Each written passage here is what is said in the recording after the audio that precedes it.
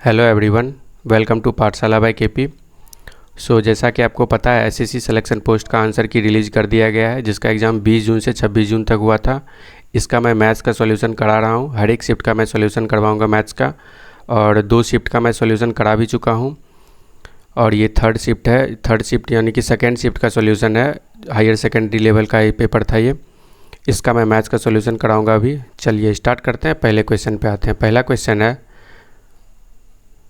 The dimension of a rectangular field when extended by 6 meters are in the ratio 4:3 and when decreased by 6 meter are in the ratio 2:1. Find the dimension of a field.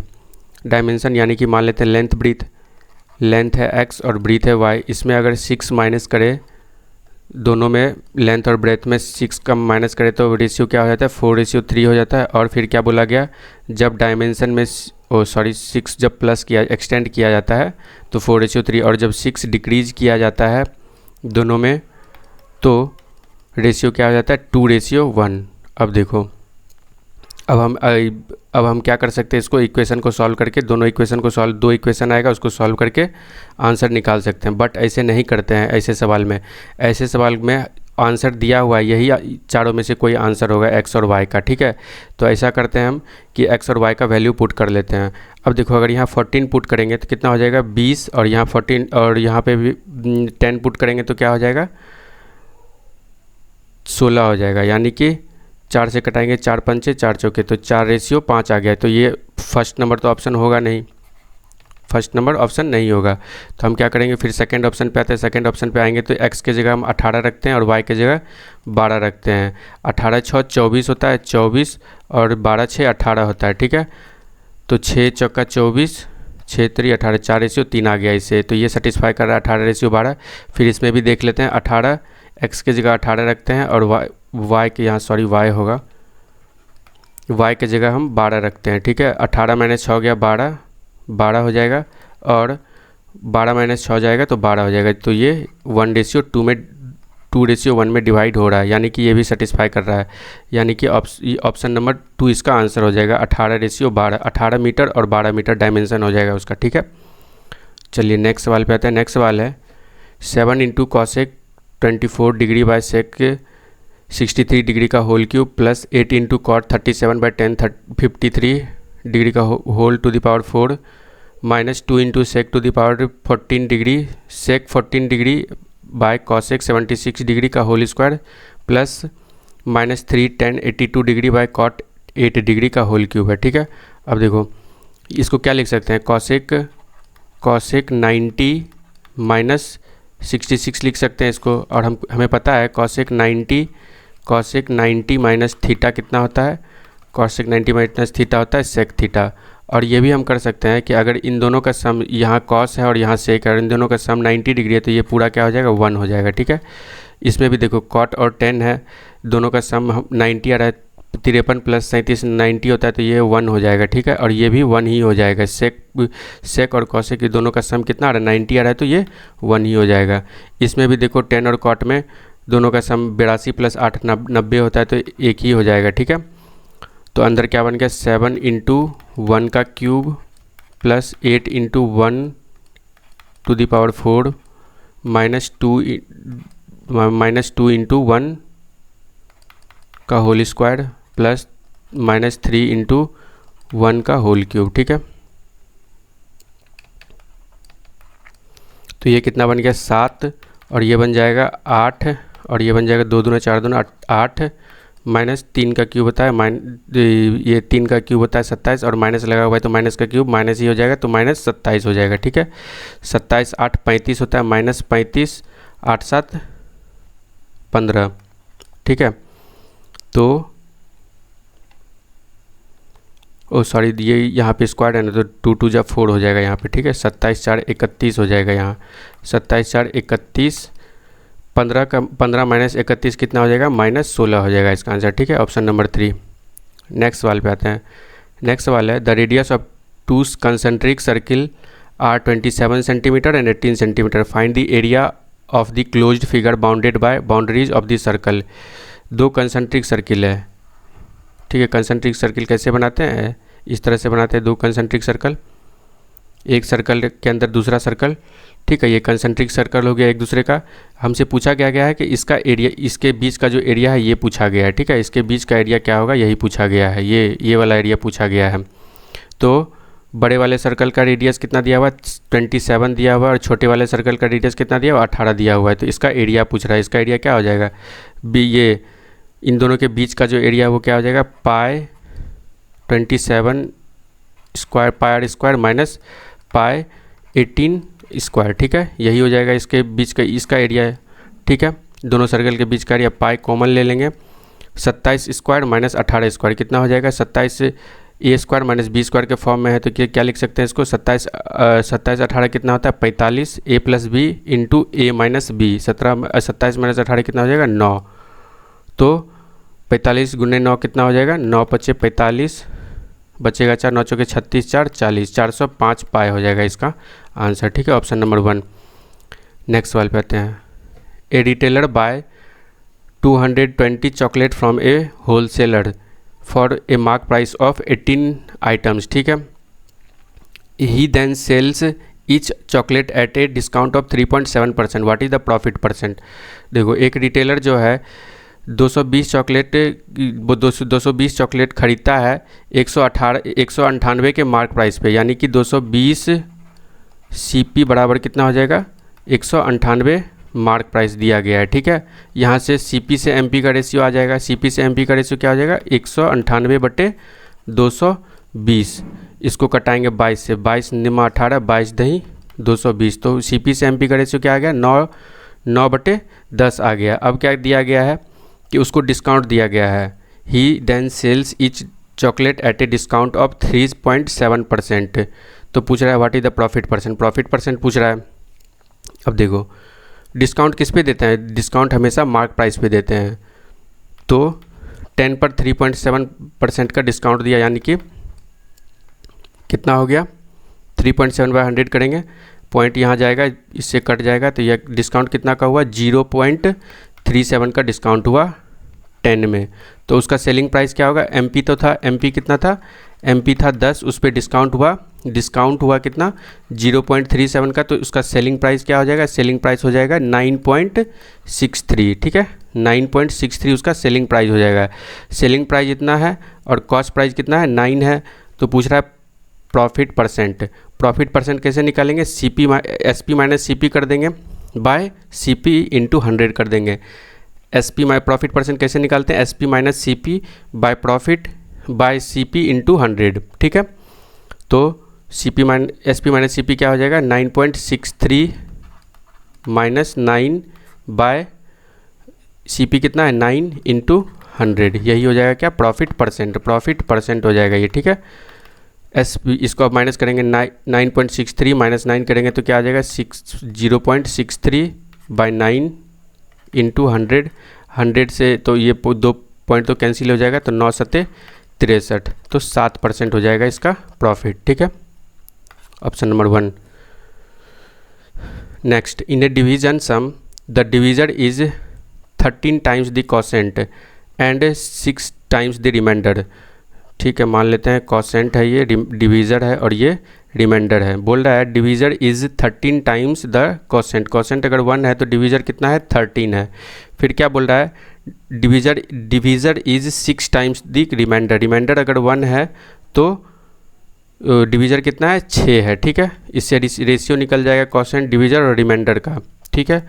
ये इससे multiply हो जाएगा 6 और 13 छके 78, 6 ratio 78 ratio, ये इससे multiply हो जाएगा। रेशियो में ऐसे ही करते हैं, आप लोगों को पता भी होगा 3 नंबर का रेशियो कैसे निकालते हैं, जब 2 का दिया हुआ रहता है पेयर, तो इस तरह से निकालते हैं, 13 कम 13 हो गया, ठीक है। यानी कि कोसेंट 6, डिवीज़र 78 और रिमाइंडर कितना आ गया 38 आ गया, और हमें दिया क्या गया है रिमाइंडर 39 है।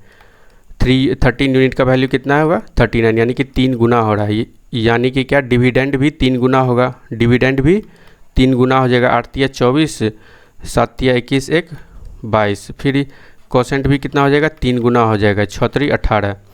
अब हमसे पूछा क्या गया है डिविडेंड पूछा गया, find the dividend equal to क्या होता है, डिविडेंड इक्वल टू होता है divisor into quotient plus remainder होता है, ठीक है। डिवीज़र कितना है 224 गुना कोसेंट कितना है 18 है, प्लस रिमाइंडर कितना है 9 है। अब देखो सबका यूनिट डिजिट अलग अलग है, ठीक है। यहाँ पे देखो इसमें 0 है, इसमें 0 है, इसमें 1 है यूनिट डिजिट, इसमें 6 है। तो अब हम इसका यूनिट डिजिट से करने का कोशिश करते हैं। 8 चौके 32 होता है, इससे 2 यूनिट डिजिट आया और यहाँ पे क्या है 9 है, तो 9 2 11। यूनिट डिजिट क्या होना चाहिए 1 आना चाहिए, और एक ही ऑप्शन में यूनिट डिजिट 1 है, तो यही हो जाएगा इसका आंसर, ठीक है। चलो नेक्स्ट सवाल पे आते हैं। नेक्स्ट सवाल है ए 6 digit number is divisible by 33। एक 6 डिजिट नंबर है जो 33 से डिविजिबल, यानी कि वो 3 और 11 से डिविजिबल होगा। फिर उसमें 21 ऐड करेंगे, 21 ऐड करेंगे, 21 3 और 7 से डिविजिबल होता है। तो पूछ रहा है कि फाइनल जो न्यू नंबर है वो किससे डिविजिबल होगा। इसके ऑप्शन में 2 3 4 और 5 ही है, तो 3 से ही डिविजिबल होगा, आसानी से हो जाएगा यह सवाल, ठीक है। इसमें कोई प्रॉब्लम नहीं होना चाहिए आप लोग को, 3 से ही डिविजिबल होगा। फिर Puja, Chameli and Anju has a total of 450 rupees in their purse. Puja has 50 rupees more than Chameli, ठीक है। चमेली के पास मान लेते हैं चमेली के पास x रुपया है, तो पूजा के पास कितना होगा x plus 50। And Anju has 2 times what Puja has, तो बोल रहा है अंजू के पास 2 गुना मनी है जितना पूजा के पास, यानी कि पूजा के पास x प्लस 50 है, तो अंजू के पास कितना होगा 2 गुना, 2 इंटू एक्स प्लस 50 हो जाएगा। पूछ रहा है how much does Puja, Chameli and Anju respectively have in their purse, ठीक है।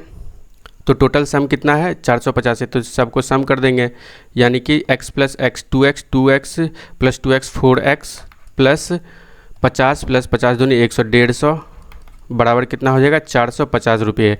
तो 4x बराबर कितना आ जाएगा 300, x बराबर कितना हो जाएगा 300/4 यानी कि 75। x बराबर कितना आ गया 75, यानी कि चमेली का 75 आ गया, पूजा का 125 आ जाएगा, और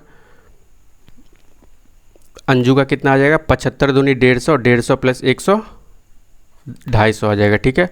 यानी कि अब पूछा था पूजा, चमेली और अंजू, पूजा का है 125, चमेली का 175 और अंजू का 250 रुपया, ठीक है।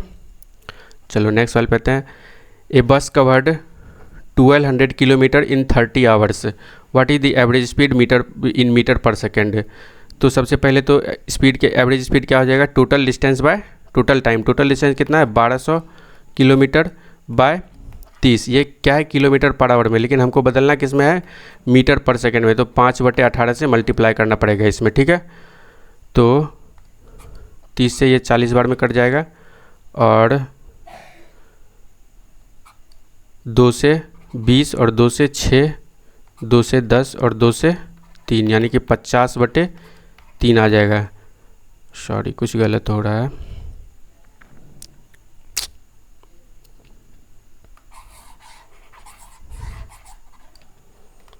बारह 100/30 हो जाएगा इसका स्पीड। इस स्पीड को मीटर पर सेकंड में बदलना है तो 5/18 से मल्टीप्लाई करना पड़ेगा।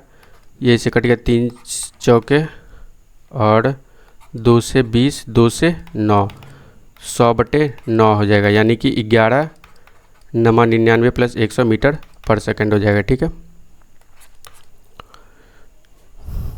अब बोला गया है the vertical angle of an isosceles triangle is 42 degree, the measure of other 2 angle. अब आइसोस्केलस ट्रायंगल में ये वर्टिकल एंगल दिया हुआ है 42 डिग्री, ठीक है, और तो रिमेनिंग 2 एंगल जो क्या होता है आइसोस्केलस ट्रायंगल का वो इक्वल होता है, यानी कि 2 theta plus 42 degree equal to क्या हो जाएगा 180 डिग्री।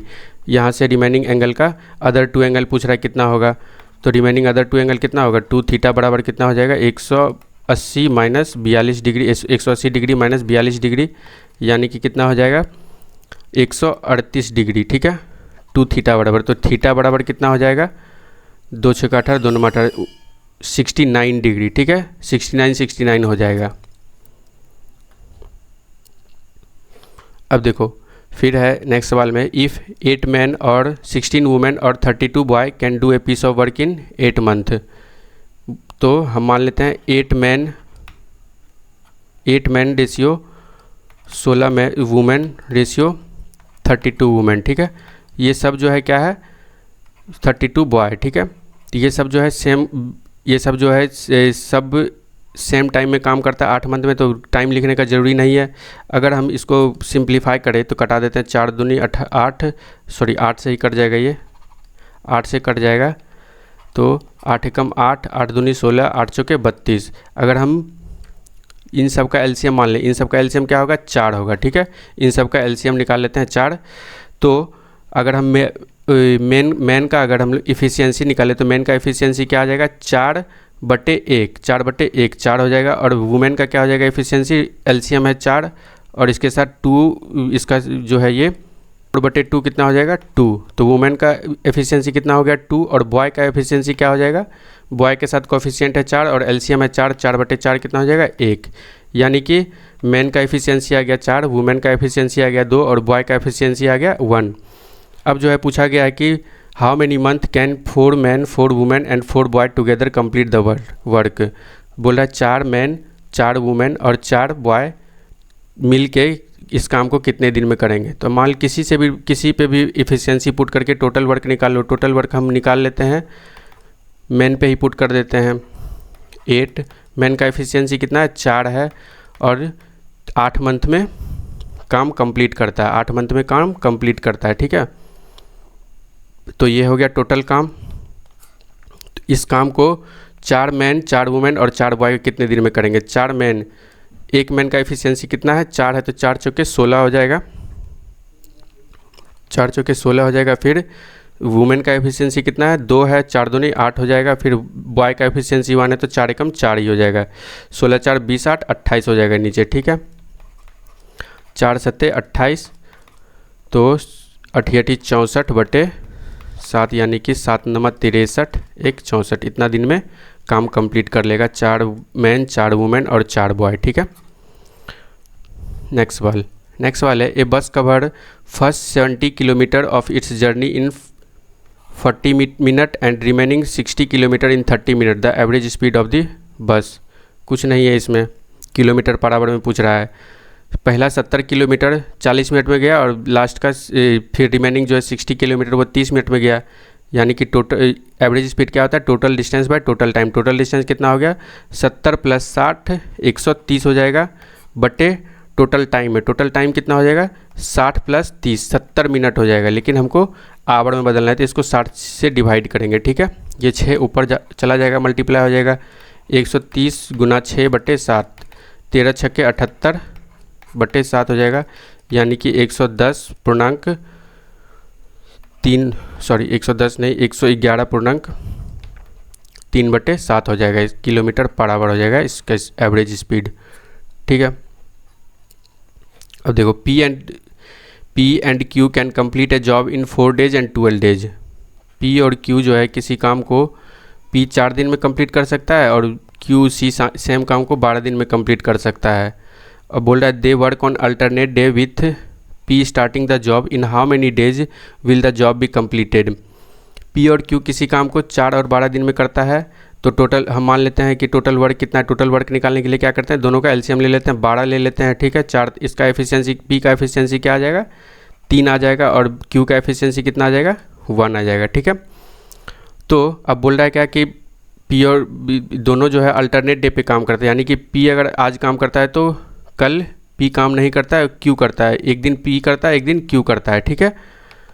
तो स्टार्ट किससे होता है, स्टार्ट होता है P से। तो पहला दिन P करेगा 1 और दूसरा दिन क्या Q करेगा, पहला दिन P करेगा कितना एफिशिएंसी के साथ, 3 एफिशिएंसी के साथ, और दूसरा दिन Q करेगा 1 एफिशिएंसी के साथ। यानी कि 2 दिन में कितना काम हो गया, 2 दिन में 4 काम हो गया। हमको टोटल काम करना कितना है, 12 करना है, ठीक है। 12 काम करना है, 3 गुना हो रहा है तो ये भी 3 गुना हो जाएगा। तो 12 काम करने में इन लोगों को कितना टाइम लग जाएगा अल्टरनेट डे में, अगर दोनों अल्टरनेट डे में करता है तो 6 दिन लग जाएगा, ठीक है। ऑप्शन नंबर 1 हो जाएगा इसका आंसर। अब एक टेबल दिया गया है, the following table show that the production of washing machine in different factories in different year. Production of washing machine different year में दिया गया है, ठीक है। पूछा गया है in which year the production of washing machine in factory Q is more than that of factory R। Factory R से फैक्ट्री Q में किस साल में प्रोडक्शन हुआ है वॉशिंग मशीन का ज़्यादा। तो फैक्ट्री आर में देख लेते हैं। फैक्ट्री आर में कंपैरिजन, इसमें तो कम ही हुआ है फैक्ट्री क्यू में, इसमें भी कम ही हुआ है फैक्ट्री क्यू में, इसमें भी कम ही हुआ है फैक्ट्री क्यू में, इसमें भी कम ही हुआ है और इसी में ज़्यादा हुआ है। तो 2005 में जो है फैक्ट्री क्यू में फैक्ट्री आर से ज़्यादा प्रोडक्शन हुआ है, तो 2005 हो जाएगा इसका answer. The dimension of a cuboid are 8 centimetre, 12 centimetre and 14 centimetre. Find the total surface area. Total surface area of cuboid क्या होता है? 2 इंटू LB BH और LH। 2 इंटू LB 12×96, BH 14 गुना 12 कितना हो जाएगा? 12 चौके 48, बचेगा 4, 12 के 12 4 16, ठीक है। फिर LH 14 8 112, 2 गुना 96 प्लस 168 प्लस 112 कितना हो जाएगा? 280, ठीक है। तो 2 गुना 6 9 8 17 2 1 3 इतना हो जाएगा, ठीक है। मल्टीप्लाई करेंगे 6 दूना 12, 37 दूना 74, 1 75 752 हो जाएगा। 752 सेंटीमीटर स्क्वायर हो जाएगा इसका आंसर, ठीक है। Option number 3। The mark price of A grinder was 3000 and the dealer offered successive discount of 20% and 15% on it. For how much did he sell the grinder? एक ग्राइंडर का mark price कितना था? 3000 रुपया था, ठीक है। 3000 रुपया था। उसको जो है डीलर जो है 2 सक्सेसिव डिस्काउंट पे बेचता है, तो बोल रहा है वो कितने में बेचेगा? 2 सक्सेसिव डिस्काउंट पे बेचा, कितने में बेचा? यानी कि पहला जो है 20% का डिस्काउंट दिया तो कितने में बेचा? 80% में बेचा, 80/100। फिर दूसरा जो डिस्काउंट दिया वो कितने का दिया? 15% का दिया, यानी कि कितने में बेचेगा? 85 में। 85% में 85/100 कर देंगे, आसानी से निकल जाएगा, ठीक है। 2 जीरो से ये और ये कैंसिल हो जाएगा। और ये देखो यहाँ पे 85 है, 17 × 5 = 85 होता है। तो ऑप्शन ऐसा ऑप्शन होगा जो 17 का मल्टीपल होगा। ये 17 का मल्टीपल नहीं है, ये भी 17 का मल्टीपल नहीं, ये भी 17 का मल्टीपल नहीं है, ये है 17 × 17, 17 दूनी 34, तो यही हो जाएगा इसका आंसर। मल्टीप्लाई करने का भी ज़रूरी नहीं है। अब देखो x² + 1/x² दिया हुआ है 119, तो इसका वैल्यू पूछा गया है।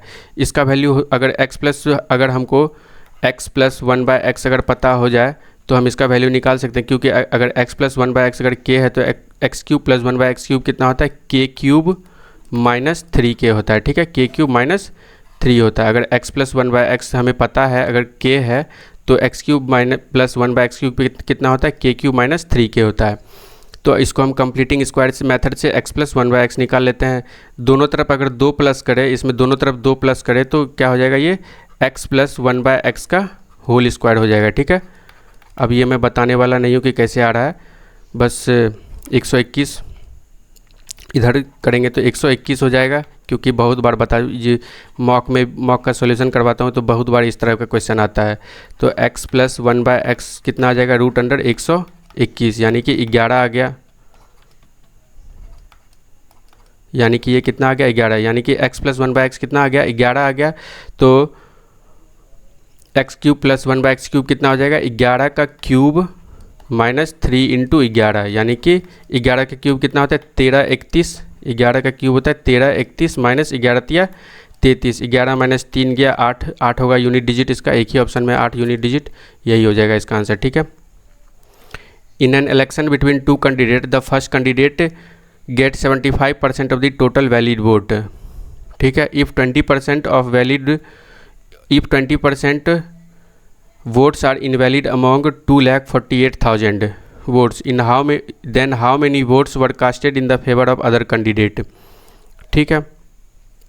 देखो बोला क्या गया है कि एक कैंडिडेट को 75% वोट मिला है, ठीक है, टोटल वैलिड वोट का, और जिसमें इतना वैलिड वोट है जिसमें से 20% जो वोट है इनवैलिड है। तो वैलिड वोट कितना होगा?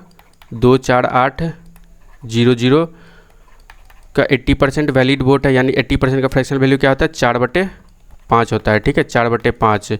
और जो है फर्स्ट कैंडिडेट को वैलिड वोट का 75% मिला है, ठीक है। तो अदर कैंडिडेट को कितना मिलेगा? अदर कैंडिडेट को 25% मिला। 25% का फ्रैक्शनल वैल्यू क्या होता है? 1/4 होता है। तो 4 से 4 कैंसिल हो जाएगा, 5 से इसको डिवाइड कर देंगे, 5 चौके 20, बचेगा 4, 5 9 45, 5 6 30 0 0। तो 49,600 वोट मिलेगा अदर कैंडिडेट को, ठीक है। Anita saves 20% of her income if her income is increase by 30% and she saves 25% of the new income, by what percent will her actual saving increased. अब देखो इनकम इक्वल टू क्या होता है, expenditure plus saving होता है। Income equal to expenditure plus saving.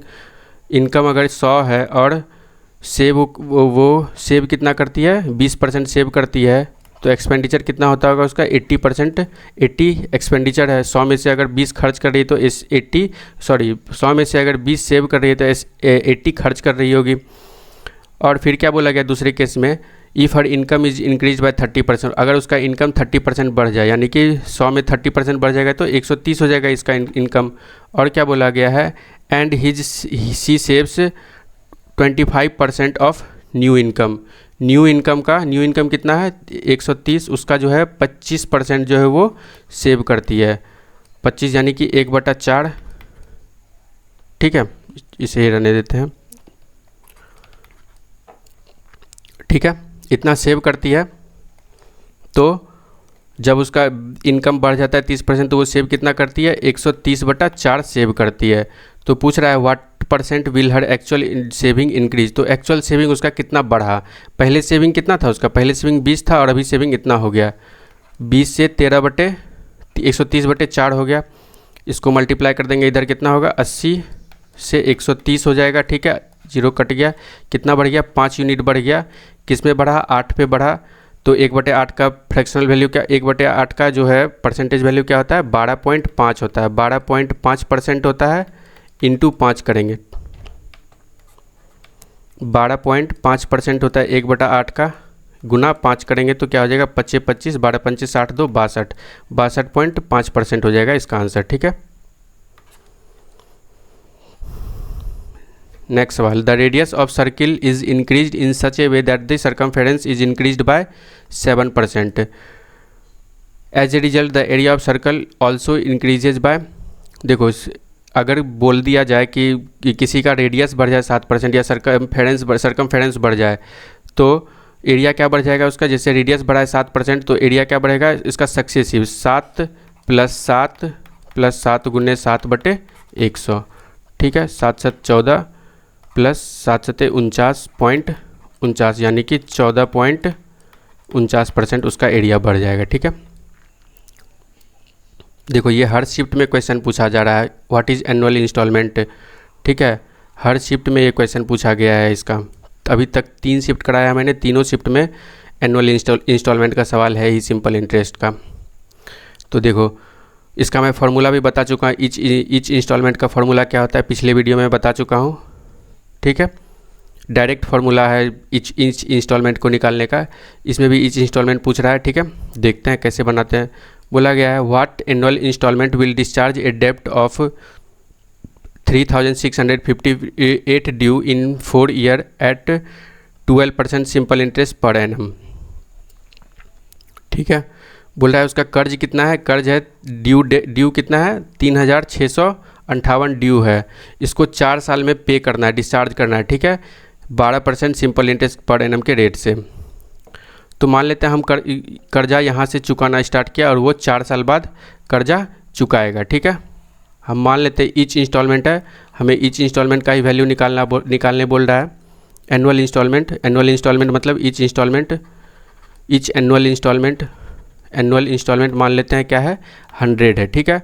अब देखो पहला साल तो लिया ही होगा कर्जा, तो पहला साल के अंत में क्या करेगा वो कर्ज देगा, कितना देगा 100 रुपया, उसका एनुअल इंस्टॉलमेंट जो 100 रुपया बांध दिया है, ठीक है, कि तुमको 100 रुपया चुकाना है हर एक साल के अंत में, ठीक है। तो ये पहला साल वो 100 रुपया चुकाएगा, दूसरा साल भी 100 रुपया चुकाएगा, तीसरा साल भी 100 रुपया चुकाएगा और चौथा साल 100 रुपया चुका के अपना कर्जा ख़त्म कर देगा। अब देखो जैसे पहला साल वो 100 रुपया चुकाएगा तो इसको तो 12% का 3 साल का 12% का इस पर 3 साल का उसको इंटरेस्ट भी मिलेगा, क्योंकि बोलेगा कि भैया हम 100 रुपया आपको 3 साल पहले चुका चुके हैं तो हमको इस पर 12% का इंटरेस्ट मिलना चाहिए, ठीक है। तो इसको 12% का इंटरेस्ट मिलेगा तो 12 तिया 36 हो जाएगा, ठीक है। 100 पे 12% कितना होता है 12 ही हो जाएगा। तो पहले साल पे 100 + 12 तिया 12 या 36 हो जाएगा। और दूसरे साल कितना हो जाएगा, दूसरे साल में फिर 2 साल का इंटरेस्ट मिलेगा इसको 100 प्लस 12 दूना 24, और तीसरे साल में 1 साल का इंटरेस्ट मिलेगा 100 प्लस 12, और चौथे साल में 100। तो जोड़ देंगे तो इसको कितना होगा 400 प्लस ये हो जाएगा 36, 36 दूना 72, यानी कि 472। 472 का ही वैल्यू दिया हुआ है कितना, 472 का वैल्यू दिया हुआ है इतना, और हमसे पूछा क्या गया ईच इंस्टॉलमेंट, तो 100 का वैल्यू निकालना है। ठीक है, 472 का वैल्यू दिया हुआ है कितना 3658। एक मिनट, रिकॉर्ड हो रहा है या नहीं हो रहा है।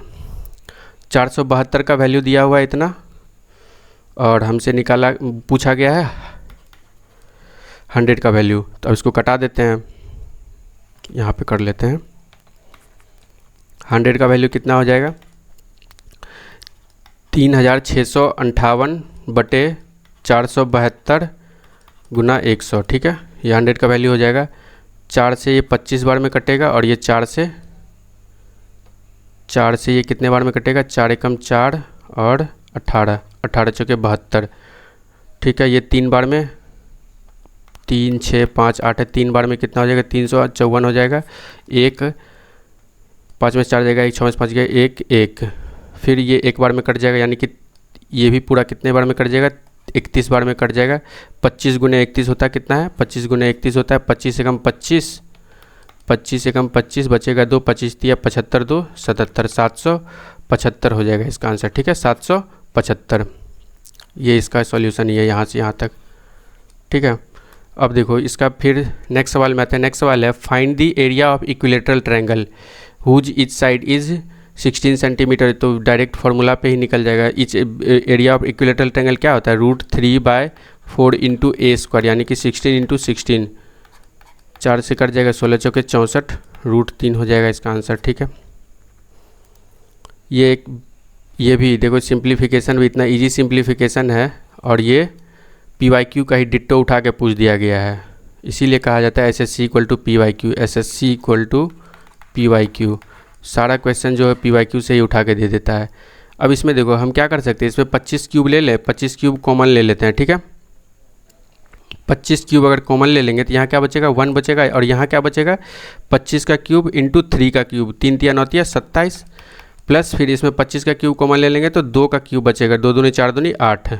ठीक है, तो 25 का क्यूब गुने 7 1 8 1 9, और 18 माइनस 27 माइनस 9 माइनस 27 कितना हो जाएगा माइनस का 18 हो जाएगा। ठीक है, तो यानी कि ये जो है 9 से मल्टीप्लाई, इसमें जो 9 आ रहा है यानी कि यूनिट डिजिट क्या होना चाहिए, यूनिट डिजिट यूनिट डिजिट नहीं, डिजिटल सम क्या होना चाहिए इसका 9 होना चाहिए या फिर 0 होना चाहिए। देखते हैं किसमें 9 या 0 आ रहा है। इसमें देखो 8 2 10, 1 11, 11 4 15 5 20, 20 का यूनिट डिजिट क्या, 20 का डिजिटल सम क्या हो जाएगा 2 + 0 2 हो जाएगा। इसका यूनिट डिजिट 2 आ रहा है, तो ये ऑप्शन नहीं होगा। इसमें देखते हैं 8 2 10, 1 11, 11 2 13 5 18, 8 1 9, इसमें यूनिट डिजिट 9 आ रहा है, तो ये हो सकता है, ये भी आंसर भी दिया है। ये 7 2 9, 9 1 10, 2 12, 5 17, 7 1, इसका यूनिट डिजिट, इसका जो डिजिटल सम कितना आ रहा है 8 आ रहा है, तो ये नहीं होगा। 8 2 10 1 11, 3 14, 14 5 19, 19 यानी कि 9 1 10, इसका डिजिटल सम कितना आ रहा है 10, यानी कि 10 + 1 + 0 1 आ रहा है, इसका डिजिटल सम 1 आ रहा है, तो यही होगा इसका आंसर। ठीक है, और ऐसे भी करके भी देख सकते हैं। 25 का क्यूब होता है 15, 625, 25 का स्क्वायर होता है कितना 625 होता है, 25 का क्यूब कितना हो जाएगा, इसके आगे 15 लगा दो, 15 625, 15 625 sorry,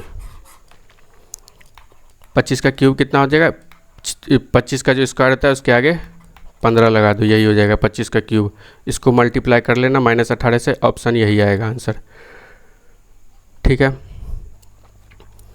Sahil covers a distance of 96 kilometre at a speed of 16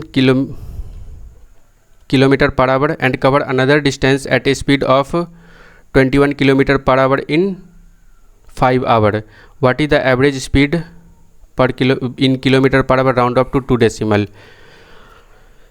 देखो राहुल जो है वो फर्स्ट केस में कितना डिस्टेंस ट्रेवल करता है 96 डिस्टेंस कवर करता है, कितने के स्पीड से 16 के स्पीड से, तो टाइम कितना लगा उसको 6 टाइम लगा होगा या 6 आवर लगा होगा।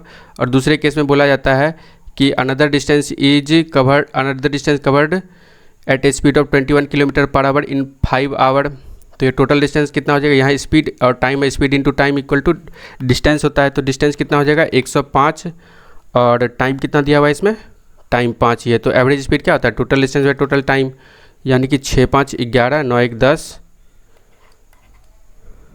100 201/11 हो जाएगा। ठीक है,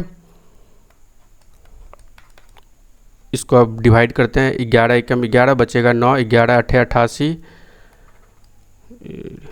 211 एकम 11 बचेगा 9 8 11 8 88 बचेगा 3, फिर पॉइंट आएगा यहाँ पे 11 दूने 22, एक ही के बाद एक ही ऑप्शन में 18.2, तो यही हो जाएगा इसका आंसर। ठीक है, बोल रहा है how many times does the hour hand and minute hand of a clock coincide in half a day, यानी कि 12 घंटा में पूछ रहा है कि आवर हैंड और मिनट हैंड कितने बार कोइंसाइड करेगा। ठीक है, देखो इसका एक कॉन्सेप्ट है कि जो मिनट हैंड और आवर हैंड कोइंसाइड करता है वो हर एक 65 मिनट के बाद कोइंसाइड करता है। ठीक है, कोइंसाइड करता है। ठीक है, हर एक 65 मिनट के बाद। ये 12, ये 6 हो जाएगा 12, यहाँ पे 3 हो जाएगा, यहाँ 9 हो जाएगा। ठीक है, 1 2 3 4 5 6 7 8 9 10 11।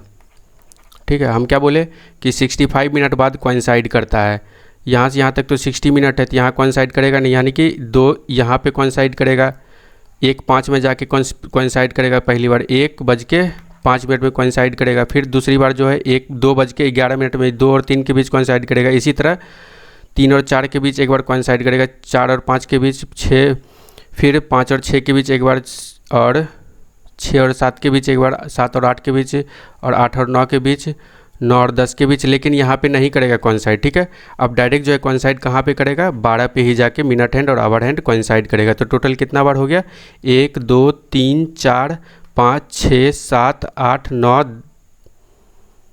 10 और 11। ठीक है, 10 और 11 के बीच एक बार करेगा, 11 10 और 11 बार टोटल कोइंसाइड करेगा, मतलब हाफ डे में। ठीक है, अब पूछ लेगा 24 घंटे में कितना करेगा, यानी कि टोटल एक दिन में कितना बार कोइंसाइड करेगा, तो 11 दूनी 22 बार कोइंसाइड करता है। ठीक है, ऐसे याद भी रख सकते हैं इसको, अगर ये समझ में नहीं आया आपको तो।